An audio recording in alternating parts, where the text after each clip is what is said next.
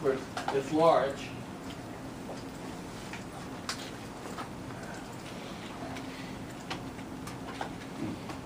We look at it over here, right? This area. So this is Y, C, G. Now, during this period, you notice that G took a big increase. G was going around about 9, but now it's going up to 12. Right? So what happens, when this becomes larger, and then this becomes larger, the counterpart over here that makes up S, this G became larger, right?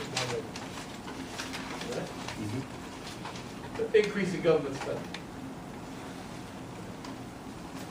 But also, we take a look at C.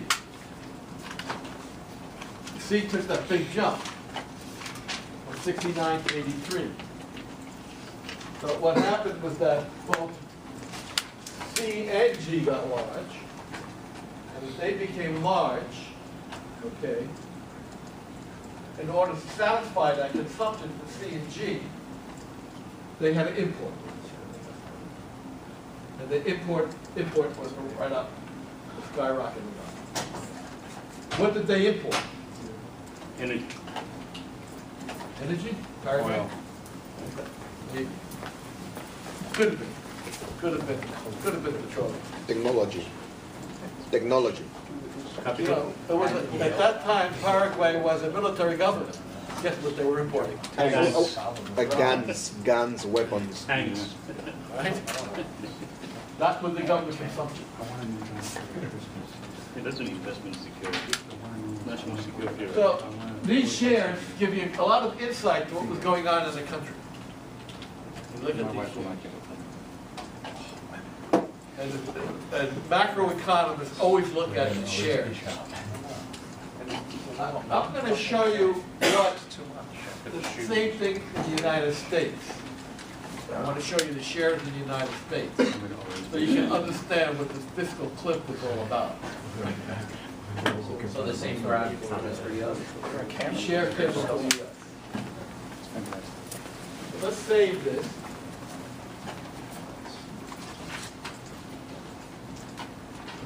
You all heard about the fiscal cliff, right? Right after the election. Let's do this one. Let me tell you what it's about.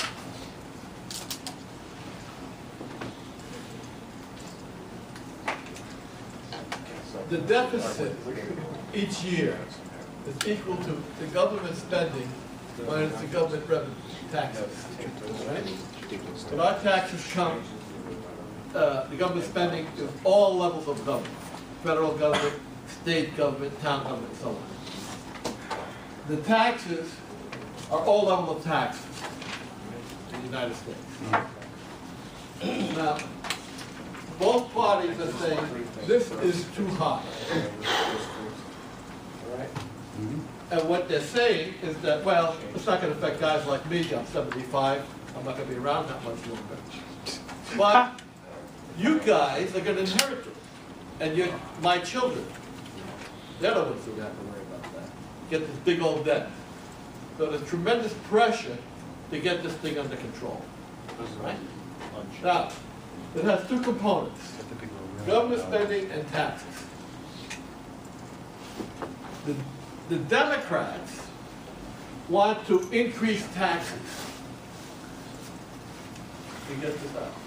Make the millionaires pay more tax. The problem is they're not going to get enough out of them to take care of the debt. Make much of the debt. Republicans want to decrease government spending. Cut off all this government spending. Now, both of these things will have a negative effect on growth rate, the growth rate of GDP. If you decrease government spending, the growth rate of GDP will go down. If you increase taxes, the growth rate of GDP will go down. And see, that's what everybody's worried about. If either one of these two sides gets their way, it's going to slow up the economy. And that's what's worrying investors. That's why they're pulling their money out of the market. Because they're worried that there'll be a collapse of the financial system as well. So what do you do? Anybody have a suggestion? What do you do about a situation like this? Let it happen. Let the market clear itself? No? How do you get out of that situation? Find a balance. Monetize platinum, use all the platinum that we have to pay off the debt. The only way out of this, there's two ways out of it. One way out of it is growth. If you get growth of GDP, if you can fire up the economy, what will happen, if you fire up the economy, and you don't increase the government spending, the taxes will go up automatically because more people will be working paying taxes. As GDP, the taxes are this kind of a function. As Y goes up, the tax revenue automatically increases. So that's what you really want to do, is fire up the economy.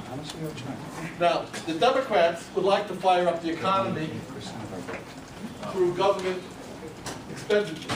Government expenditure will fire up the economy, but not permanently. It just creates a long debt. Right? And Republicans say, no, we don't want to do it. We don't want any more government spending. This is the real mindset. There's an impasse there between these two. Right? The other way you can fire up the economy is through the private sector. But for the private sector to fire up the economy, they have to invest. Now I want to show you what the private sector has been doing to the U.S. economy. 1.16. We'll look at the share of the U.S. economy.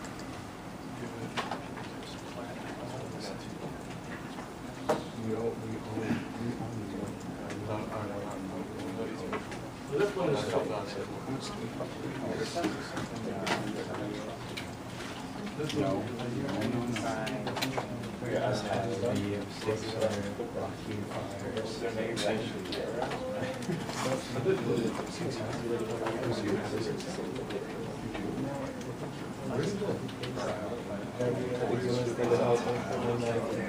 Now we're back to you, okay? Now, this is constant data. Let's go to the U.S. Oh.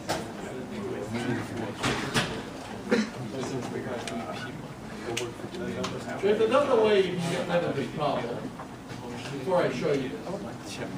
Don't do anything. Don't increase government spending, don't decrease or don't change government spending levels, or don't change taxes. Leave it alone.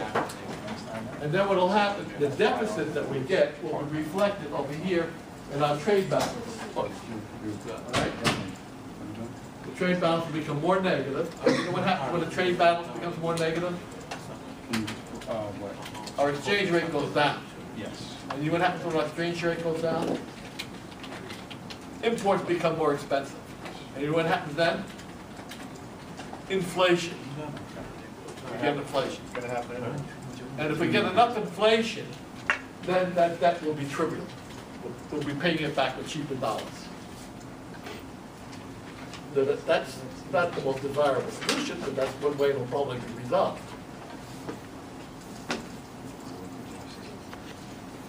But let's take a look at the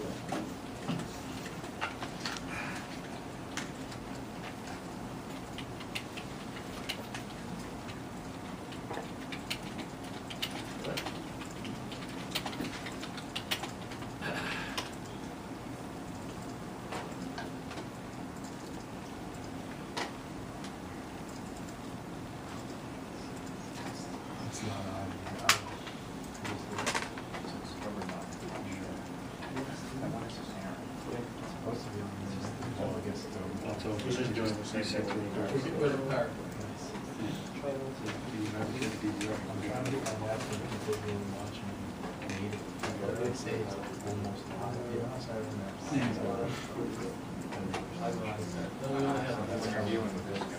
Yeah, This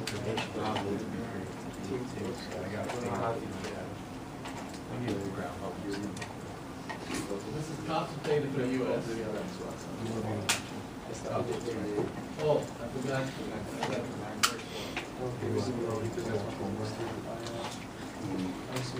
It's on Showtime, right? Yeah.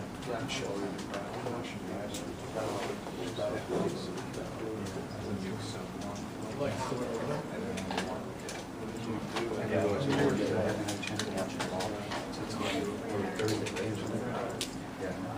It's on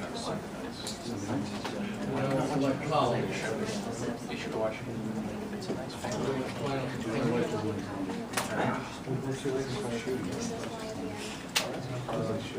What I do is go outside on the hill. Yes.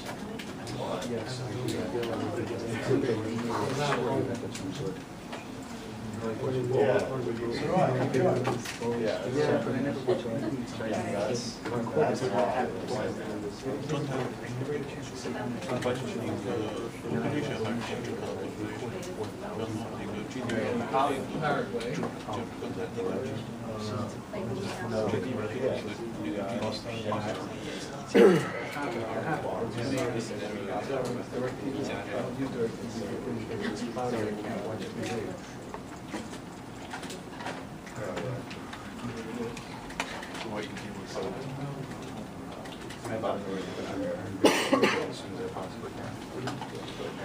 Because I don't understand why I'm paying at least $8 per month. I don't have like any channels I watch. Very weird. Oh, yeah.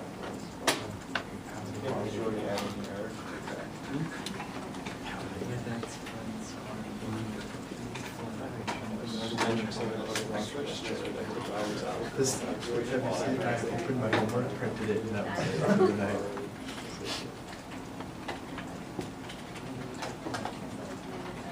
That's how I do it.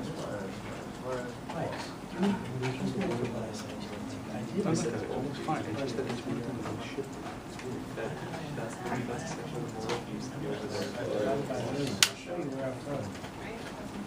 If you go to maybe table 1, which is where I started, I can go do Dude, I had no idea what I was doing. They will put it in the million.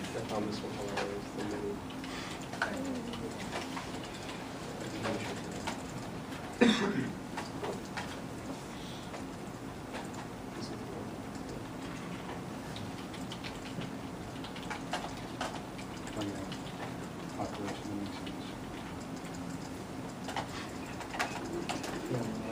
Drink that tank of water. That's very gay, right? We drink that tank of water. Why is your eyes- It's like this much. Why is your eyes Put it Yeah, over here. Defense property. What page you're on? It's over all You're on fence. page 2. Yeah. Your eyes recorded on a different table. Like the It's just judges, very they weird. just watch that. No, my parents. Now we gotta get rid of the They're all error. Because I need one eyeball for each one. I just figured I'd do it all. That's our parking lot, by the way. Each. Y. Z. Oh, I evacuated to Brooklyn, so. G. I. X. Plus. Why is that? This is all over. Why couldn't this just copy paste it? Why can you plus Yeah, it's a cross issue, but then all these photos off the front page. I'm on page table 3. For some reason you have a bracket algebraic equation instead of just copy pasting one That's table. not how it says. I don't know. Equal to. It's right. It's just weird. Error. But then, Plus. now when you Go. go. That makes sense. That makes sense. Yeah, that makes sense. This is dark. Yeah, I think I know which one it is.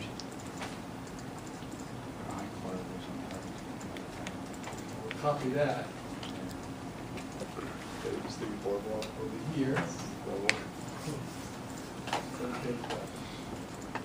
And now our error is all 0. pessimistic is highest height or lowest height. Consistent. Or baseline, so median optimistic is lowest height or highest height. Well, this is the United States.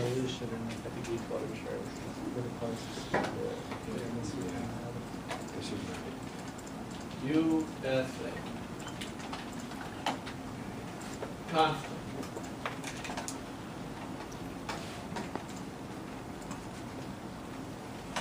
Really,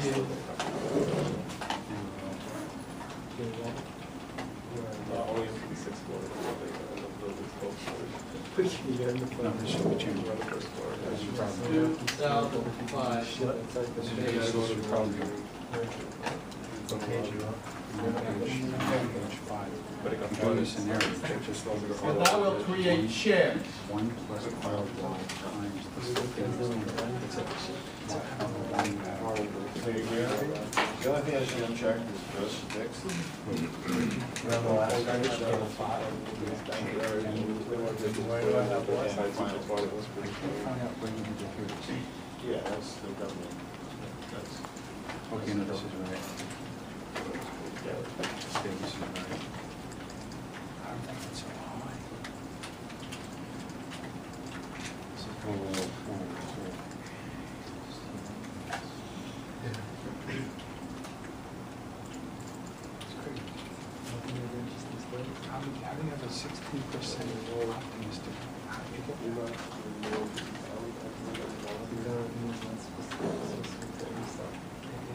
That's insane.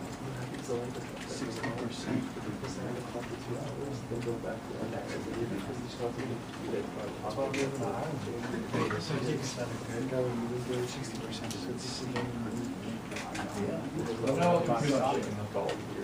Because you can buy stock in Century. Equals Because you can buy stock in 100 times Okay, there's that. Now it's going to be divided by the population. divided by P.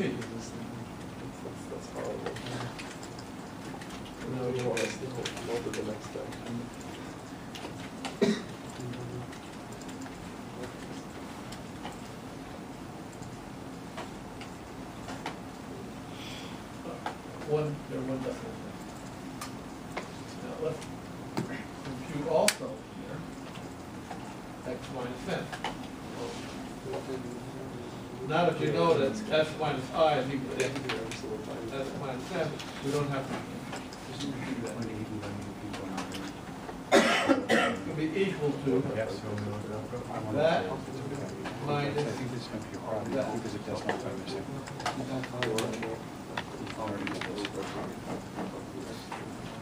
Yeah, that is what they're talking about. We need to get out of college on, right? Like, no way the time. No. That's 4.487. Because the government is not. It's not as small, it's a small place. And you can see, in the early 70s, this was very low. We imported a little bit more than we exported, but it didn't amount to little beans. And in fact, in the last year of the Jimmy Carter administration, it was 0. Because Jimmy Carter didn't like owing anybody money. Then the Reagan administration stepped in, and we see the gradual increase. It's not a great 2.6% GDP. Nobody cared. And then it went down in the 90s.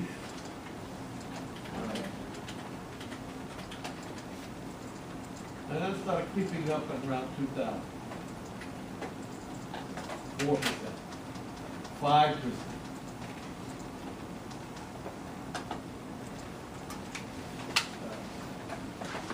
Obama came in when, 2004? Or 2008. But under the two administrations of George Bush, it went up real high. And then Obama came in and started going down. That's really not bad. He didn't take office until 2000. Now, we worry when it gets above this, when it gets above 5%. All the American economists start worrying when it gets above 5%. I don't know why, there's nothing they can, really worry about, but they think it's dangerous because we start owing the rest of the world money. 5% of our GDP per year. So if you look at the debt, which is the aggregation of all the deficits, it can be quite a bit. You know, the rest of the world a lot of money. But as long as it's less, the deficit is less than 5% of GDP each year, we don't really worry. So the Democrats are saying, look, this is in order. In fact, we got it down. And what they're also saying, So probably leave this out. is G and L. Historically, government spending was pretty high. In 1970, it was about 25% of GDP. It started decreasing. When we got to the 1990s, it was around 20%. And then they got a Republican Congress, and they pushed it down 18, 17, 16, 15. They got all the way down to 15.5%. That was Newt Gingrich and that group. All right? And then 2001, it started increasing up to about 16%.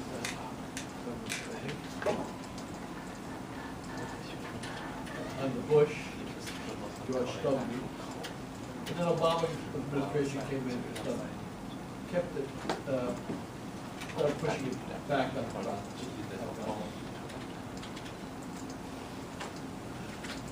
But overall, I would say that this is not bad, 16% of GDP. Many European countries have a higher percentage of government.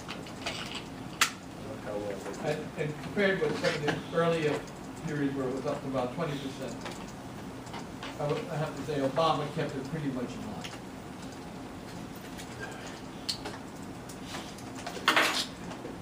Now, let's take a look at investment. In 1970, investment was only about 14% of GDP, about 14%. And then we got to the Reagan administration, investment went up. And the reason why it went up because he had a supply side mentality and supply side economy. The supply side economy providing it. And supply side economics is all about getting the country to invest.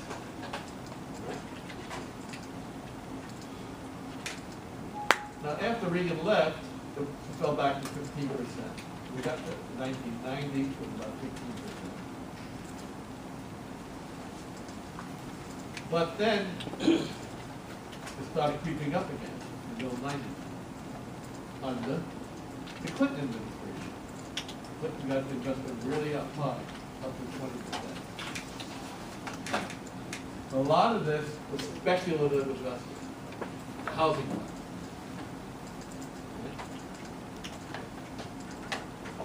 19.6, 19.9. So we had high levels of investment up till about 2007. And then boom, 2008, 17, 5, 2009, 14, and 3. So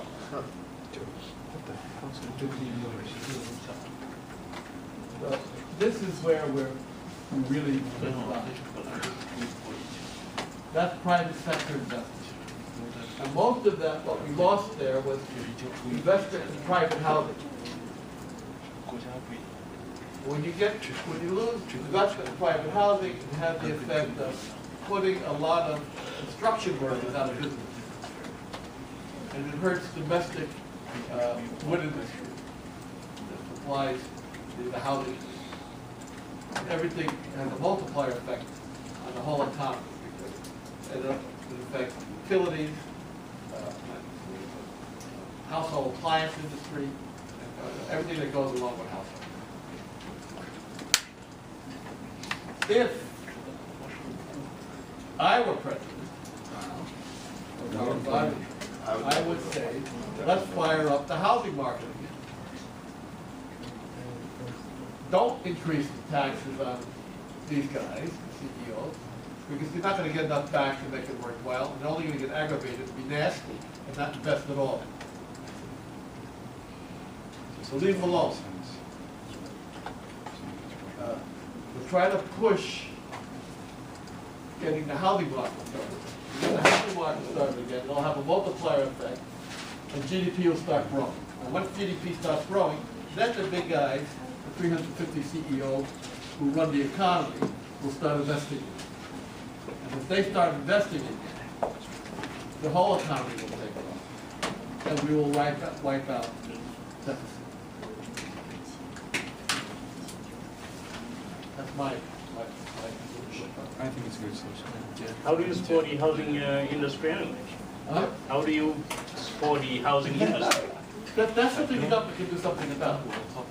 They can do the same kind of things they did before the crash. So In what fact, would stop it from happening again then? No, because people are more careful in how we lend. But the Irish have done this.